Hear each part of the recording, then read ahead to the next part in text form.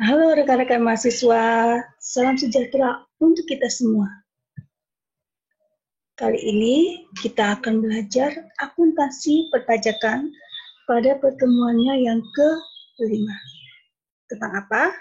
Yaitu tentang kas dan setara kas. Sebelum lebih lanjut, kita belajar tentang akuntansi perpajakannya. Kita refresh dulu akuntansinya. Apa sih yang dinamakan dengan kas? Nah, masih ingat ya?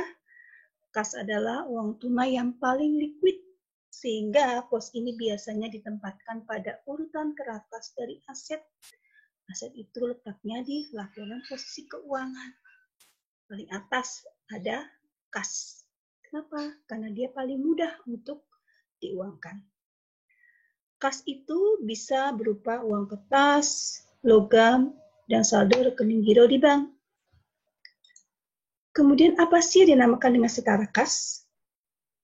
Setara kas adalah investasi yang sifatnya liquid, berjangka pendek, dan yang dengan cepat dapat dijadikan kas dalam jumlah tertentu tanpa menghadapi risiko perubahan nilai yang signifikan. Misalnya adalah jika kita punya deposito di bank dalam jangka waktu yang tidak lebih lama dari 3 bulan, maka itu masuk ke dalam setara kas. Asalkan tidak diperpanjang terus-menerus. Kalau sudah diperpanjang artinya lewat dari 3 bulan ya, jadi itu tidak bisa lagi dimasukkan ke dalam setara kas. Nah, di sini diberikan contoh juga apa saja yang tidak termasuk dalam pengertian kas menurut akuntansi dan juga perpajakan. Contohnya, satu tadi, deposito yang jatuh temponya lebih besar dari 3 bulan. Yang kedua, jika bentuknya berupa perangko dan meterai, karena ini masuk ke dalam perlengkapan kantor. Kemudian ada uang muka, dan ada cek mundur dan cek kosong.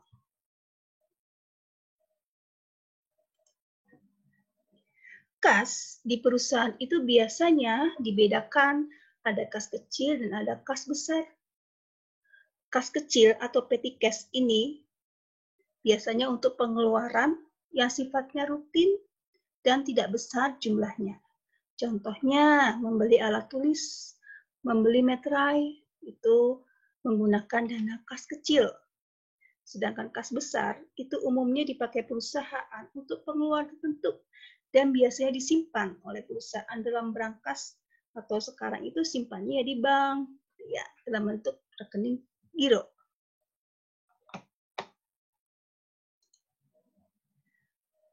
Perusahaan sendiri untuk kas kecil itu biasanya dicatat menggunakan 2 macam metode pencatatan kas kecil. Yang pertama ada yang namanya impress fund system. Ini merupakan sistem dana tetap dengan pencatatan transaksi dan mutasi dana kas kecil dilakukan pada saat penggantian dana. Jadi, misalkan kita tadi ya membeli meterai, gitu ya, membeli meterai seharga 60.000.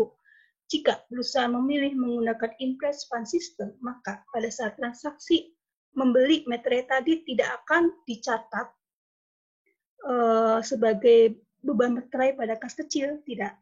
Tetapi dicatat dulu, kemudian nanti di jurnalnya itu pada akhir periode dibebankannya langsung ke kas. Tadi ya, membeli meterai, beli alat tulis, segala macam, nanti langsung kreditnya adalah kas. Jadi kas kecilnya itu tidak akan berubah, tetap. Ini namanya sistem dana tetap. Tetapi beda, kalau kita menggunakan fluctuating fund system, maka pada saat transaksi kita pembelian misalkan meterai tadi, maka kita akan langsung menjurnal dan dibebankan kepada kas kecil. Maka kas kecilnya jumlahnya akan berubah-ubah tadi, berfluktuasi.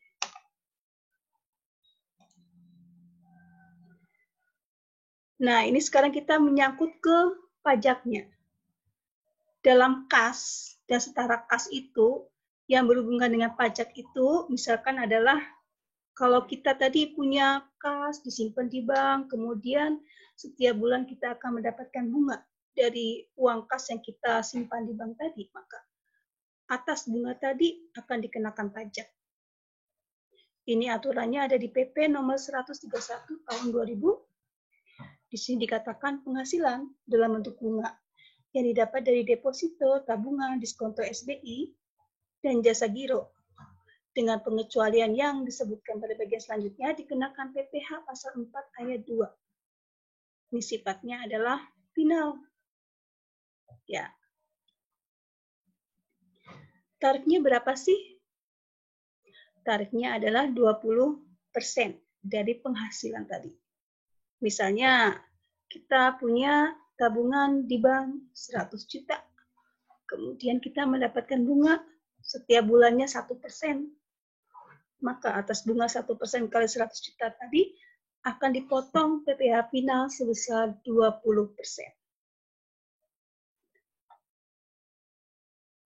Bagaimana jika kitanya ini adalah wajib pajak luar negeri atau warga negara asing? Maka sama akan dikenakan dengan tarif 20%.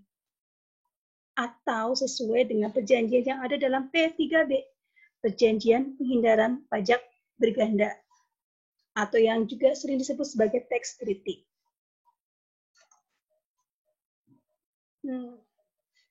Di sini bisa dilihat alurnya. Pertama, jika ada wajib pajak mendapatkan penghasilan, maka bank akan memotong penghasilan tadi. Nah, pajak yang dipotong oleh bank tadi akan disetorkan oleh bank menggunakan SSP, Surat Setoran Pajak. Kemudian setelah disetor, bank akan berkewajiban juga melaporkan SPT-nya, Surat Pemberitahuan, ke KPP. Yang sekarang semuanya sudah serba elektronik ya, maka nanti lapornya pakainya ISPT, kemudian kita juga menyetor menggunakan ISSP. Ya.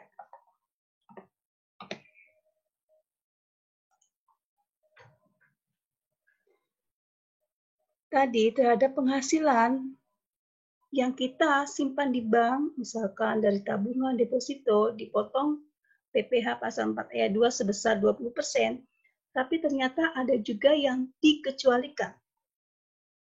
Pemotongan pajak tidak dilakukan terhadap yang pertama, jika bunga dari deposito tabungan SBI sepanjang jumlah nominal deposito atau tabungan SBI-nya itu lebih kecil dari Rp7.500.000.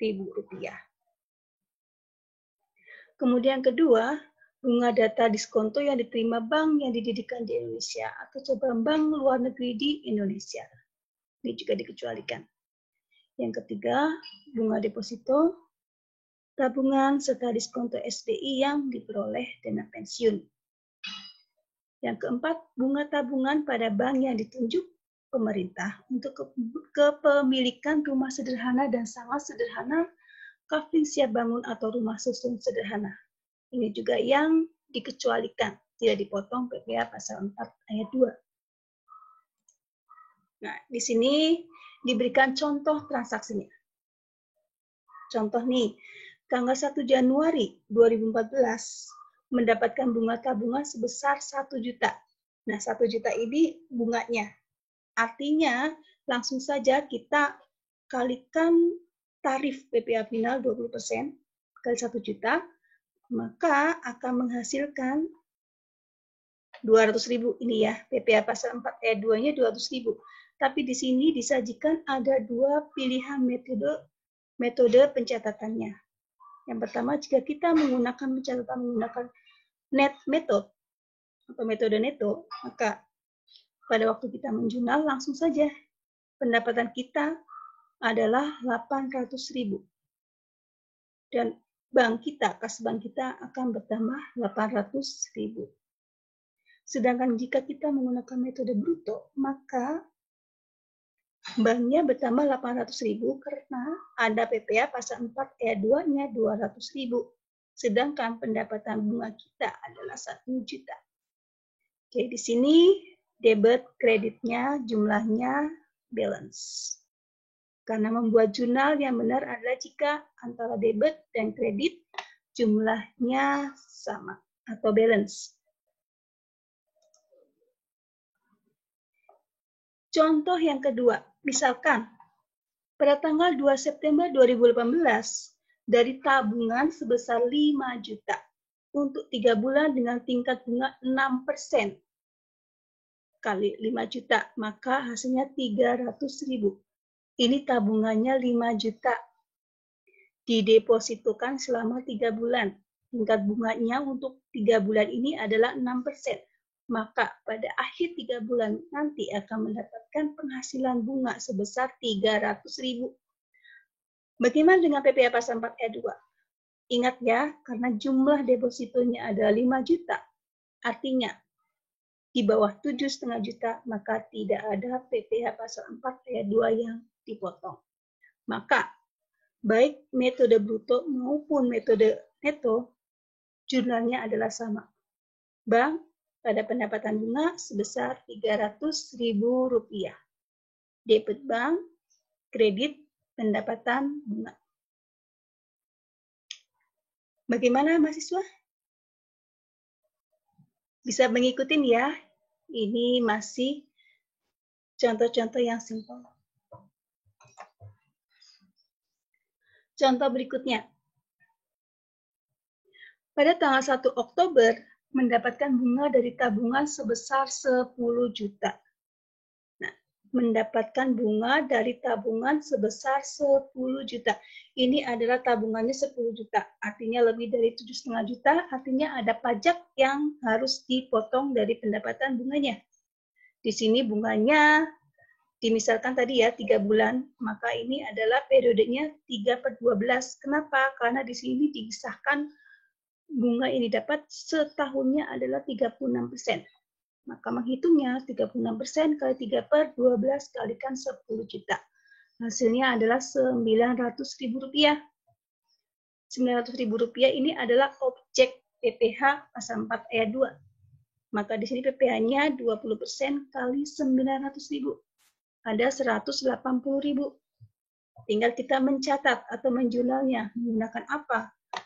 Kalau menggunakan metode bruto, maka bank di sini akan bertambah 720.000 di debit. Pajaknya PPh pasal 4 ayat 2 bertambah sebelah debit 180.000. Pendapatan bunganya bertambah di sebelah kredit sebesar Rp900.000. Nah, ada yang bingung, loh kok bertambah di sebelah kredit? Maka kita harus kembali lagi menghafal saldo normal dari masing-masing akun. Ya.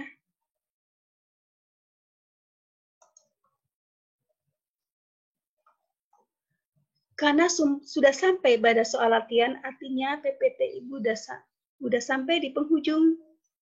Nah, silakan soal latihan ini dilatih untuk melatih kemampuan kalian dalam menjawab soal-soal yang berhubungan dengan materi yang tadi Ibu sudah sampaikan ya, tentang kas dan setara kas dan hubungannya dengan PPh pasal 4 ayat 2. Sekian, terima kasih. Sampai jumpa dan tetap semangat belajar.